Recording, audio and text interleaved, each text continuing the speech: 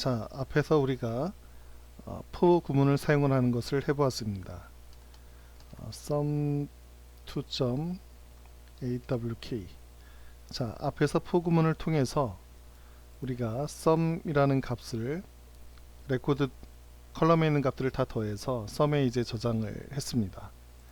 자, 우리가 여기서 이 내용을 조금 업그레이드를 하겠습니다. 어떻게 업그레이드를 하냐면은 우리가 세 개의 데이터 중에서 국어, 영어, 수학 중에서 가장 큰 값이 무엇인지를 찾아보자라는 얘기입니다.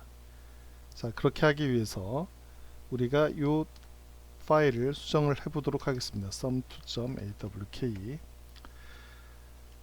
자, 세 개의 컬럼이 있었습니다. 국어, 영어, 수학.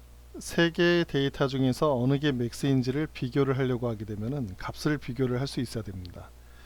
이를 위해서 변수를 하나 추가하겠습니다. max는 0.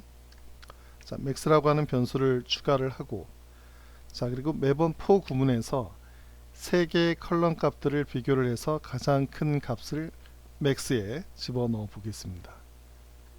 아주 간단하게 이렇게 하면 어떨까요? if max보다 $i가 더 크다. 그러면은 max에다가는 $i를 max에다가는 $i를 집어넣겠다. 자, 이게 의미하는 게 뭐냐면은 포문을 돌면서 sum 값을 증가를 시키고, 그리고 현재 컬럼 값이 max하고 비교해서 더 크면은 현재 컬럼 값을 max에다가 저장을 하겠다라는 얘기입니다. 즉, 세 개의 컬럼 중에서 가장 큰 값이 max에 들어가는 것입니다. 자, 그럼 제대로 max 값이 출력이 되는지 한번 확인을 해 보겠습니다. 자, max는 max. 자, 이렇게 해서 출력을 해서 결과를 보도록 하겠습니다.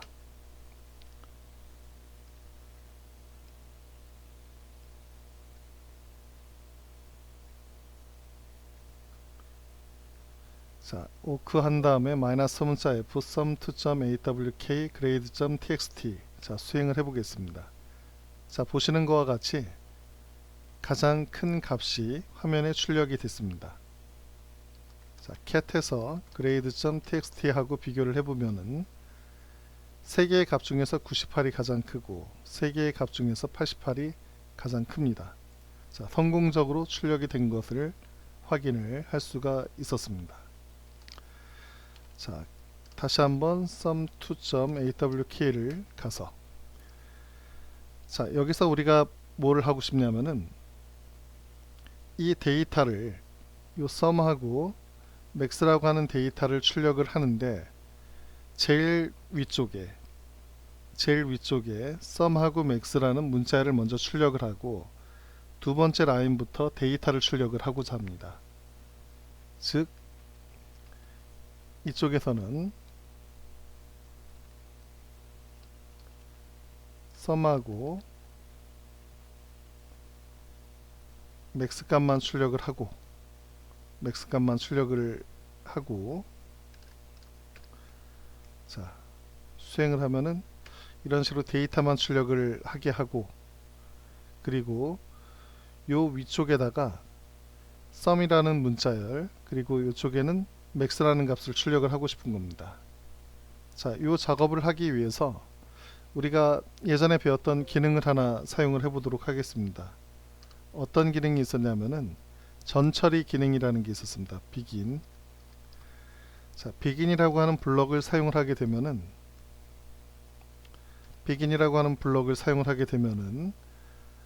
이것은 실제 레코드를 처리하기 전에 어떤 데이터를 출력을 하거나 기타 전처리 작업을 수행을 할 수 있습니다.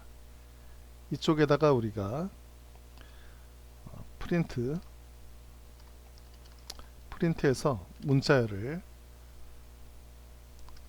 sum 그리고 max라고 출력을 해 보겠습니다.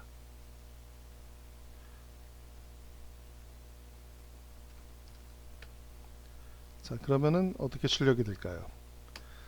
자, 예상했던 대로 sum하고 max가 출력이 되고 이쪽에 데이터가 이렇게 쭉 출력이 되는 것을 확인을 할 수가 있습니다. 근데 우리 눈에 별로 깔끔하게 보이지가 않으니까 깔끔하게 출력을 하도록 수정을 해 보겠습니다. 자, 우리가 printf 구문을 사용을 했었습니다. 프린트 구문. 그래서 printf 구문을 한번 사용을 해서 어떤 식으로 출력을 할 거냐면은 %s %s 그리고 sum이라고 하는 문자열과 max라고 하는 문자열을 출력을 하겠다. max라고 하는 문자열을 출력을 하는데 s 이 앞에 5라고 한번 넣어 보겠습니다. 이게 뭐냐면은 sum하고 이제 max를 각각 5개 문자열 간격을 두고 출력을 하겠다라는 얘기입니다. 여기도 마찬가지로 printf 한 다음에 %os 그리고 %os 해서 sum하고 max 값을 출력을 해 보겠습니다. 자, 이 문장을 수행을 하게 되면은 어이구, 한 줄에 다 출력이 됐네요. 자, 이것을 수정을 해 보겠습니다. 자, printf 구문 같은 경우에 다음 데이터를 출력을 하려고 하게 되면은 역슬래시하고 n 값을 줘야 됩니다. 자, 여기도 마찬가지로 역슬래시 n. 그러면은 레코드 데이터가 출력이 되고 다음 칸으로 가서 또 레코드 데이터가 출력이 되는 것입니다. 자, 다시 한번 수행을 하면은 보시는 바와 같이 깔끔하게 sum하고 max 값이 출력이 되는 것을 확인을 했습니다. 자, 우리가 이 소스 코드를 여기서 조금 더 개선을 한번 해보겠습니다. 어떤 것을 개선을 하냐면은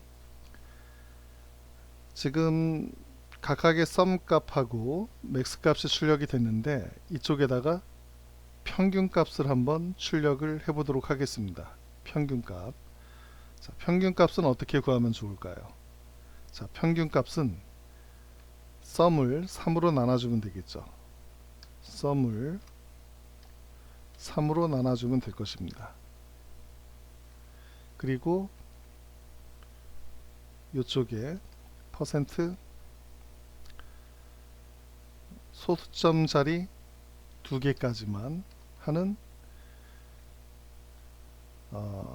그 부동 소수점 형태로 이제 출력을 하겠다라는 얘기죠. 그리고 이쪽에도 우리가 전체 값은 5자리만 하겠습니다. 5자리. 그리고 여기다가 %5s 한 다음에 sum 평균이라고 해서 이렇게 3개의 문자를 출력을 하겠습니다. 자, 이 결과는 뭐냐면 제일 위에 제목으로 sum 그리고 평균 그리고 최대값 이렇게 3개의 문자열이 출력이 되고 각각의 데이터들이 화면에 이제 출력이 될 것입니다. 자, 수행을 했더니 뭐 깔끔하게 출력이 안 됐네요.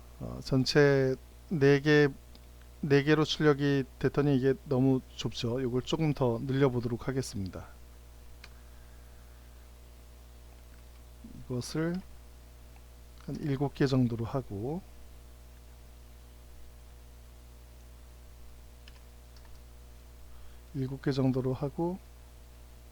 여기를 7로 하도록 하겠습니다.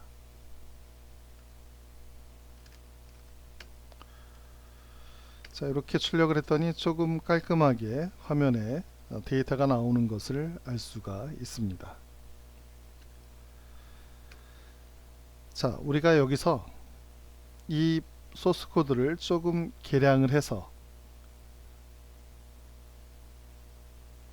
과목명까지 출력이 되는 것을 한번 해보겠습니다. 자, 여기서 맥스에 해당이 되는 교과목이 뭔지를 화면에 출력을 하고 싶은 것입니다. 자, 어떻게 하면 좋을까요? 자, 과목에 해당이 되는 변수가 하나 있어야 되겠죠. 과목에 해당이 되는 변수를 서브젝트라고 한번 해보겠습니다. 이것도 0으로 초기화를 하고, 자, 이 과목은 언제 할 수 있냐면은 맥스 값이 결정이 되는 게 어떤 교과목인지 그것을 판단을 하면 되겠죠. 자, 그래서 맥스가 결정이 되는 순간에 우리가 여기서 한 가지 작업을 더 하면 되는 것입니다. 맥스가 결정이 될 때 서브젝트도 i 값을 넣어주면 되겠죠. 근데 우리가 i 값이 2, 3, 4이기 때문에 만약에 2번이 국어, 3이 수학, 그리고 4가 만약에 과학이다 라고 하게 되면 2, 3, 4라고 표기하는 것보다 2, 3, 4라고 이제 표기를 해줘야 되는데, 그때 이제 요 i 값이 의미하는 게 2번부터 4번에 해당이 되는 값입니다. 자, 요 값을 한번 출력을 이쪽에 같이 해보도록 하겠습니다. 그래서 요거는 서브젝트라고 하고, 그리고 요건 이제 정수값으로 출력을 하면 되겠죠. 정수값으로. 정수값으로 5d라고 한번 해보겠습니다. 숫자로 이제 출력이 되면 되는 것이니까. 그리고 이쪽에다가도 똑같이 %5s s라고 하는 것은 이제 문자열이기 때문에 s라고 한 것이고, 여기에 서브젝트라는 문자열을 표기를 하도록 하겠습니다. 자, 이 부분을 수행을 하면은 뭐가 출력이 될까요? 자, 그림과 같이 3번, 2번, 4번이 이제 출력이 되는 것을 알 수 있습니다. 3번이 결국은 가운데 있는 컬럼이죠. 국어, 영어, 수학이면은 영어에 해당이 되는 것입니다. 제대로 출력이 됐는지 한번 비교를 해보죠. 자, 여기서 이게 2번, 컬럼 2, 컬럼 3입니다. 그래서 이게 가장 크기 때문에 여기 3번이 이제 출력이 된 거죠. 3번, 2번, 4번. 그래서 이게 국어, 수학, 그리고 과학이라고 하게 되면은, 아니, 국어, 영어, 수학이라고 하죠. 국어, 영어, 수학이라고 했을 때 이 부분이 이제 영어가 되는 겁니다. 영어. 그리고 요것은 국어, 요거는 수학이 되겠죠. 자, 우리가 숫자로 이렇게 출력이 되면은 헷갈릴 수가 있으니까 이것을 문자로 한번 출력을 해보도록 하겠습니다. 2번은 국어, 3번은 수학, 4번은 영어, 이런 식으로. 자, 요거를 하기 위해서 우리가 뭐를 정의를 하냐면은 타이틀이라는 것을 한번 해보겠습니다. 타이틀, 배열을 이용해서 타이틀 2번은 국어다. 그리고 타이틀 3번은 영어다. 그리고 타이틀 4번은 매스다. 자, 이런 식으로 해가지고 배열 데이터를 만들어 보겠습니다. 배열 데이터를 초기화를 한 것입니다. 혹시 그 배열에 대해서 이제 모르는 친구들이 있을 것 같아서 부연 설명을 하면은, 우리가 일반적으로 변수라고 하는 것은 데이터를 하나를 저장을 할 수 있는 것이지만, 이렇게 배열을 선언을 하는 경우, 어레이를 선언을 했을 때는 여러 개의 데이터를 어레이에 저장을 할 수가 있고, 이렇게 인덱스를 이용을 해서 각각의 어레이를 액세스를 할 수가 있습니다. 그리고 어레이를 초기화하는 방법은 이런 식으로 타이틀 인덱스를 적어주고 해당 값을 넣어주면 됩니다. 지금 우리가 사용하는 것은 각각의 어레이에 문자열을 지정을 하는 방식을 지금 사용을 한 것입니다. 만약에 우리가 여기다 문자열을 지정을 하지 않고 만약에 다른 방식을 사용을 한다라면은 이런 것도 가능합니다. 예를 들어서 그레이드 그레이드 0번에다가는 그레이드 2번에다가는 70점을 집어넣고, 그리고 그레이드 3에다가는 80점을 집어넣고, 그레이드 4에다가는 90점을 집어넣고, 이런 식으로 숫자를 이 배열에다가 초기화를 할 수도 있습니다. 하지만 우리는 지금 각각의 그 최대 점수를 가지고 있는 게 어떤 교과목인지를 알고 싶었기 때문에 국어, 영어, 수학에 해당이 되는 그런 타이틀 값을, 문자를 타이틀 배열에다가 집어넣습니다.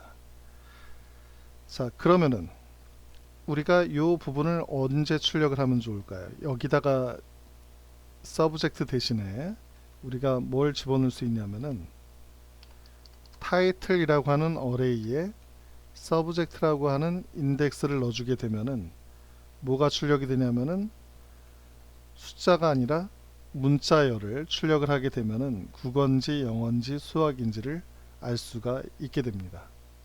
한번 보도록 하겠습니다. 자, 수행을 했더니 보는 것과 같이 서브젝트가 영어, 그리고 국어, 그리고 수학, 각각의 최고 점수를 갖다가 이제 받은 과목이 이렇게 화면에 출력이 되는 것을 알 수가 있습니다.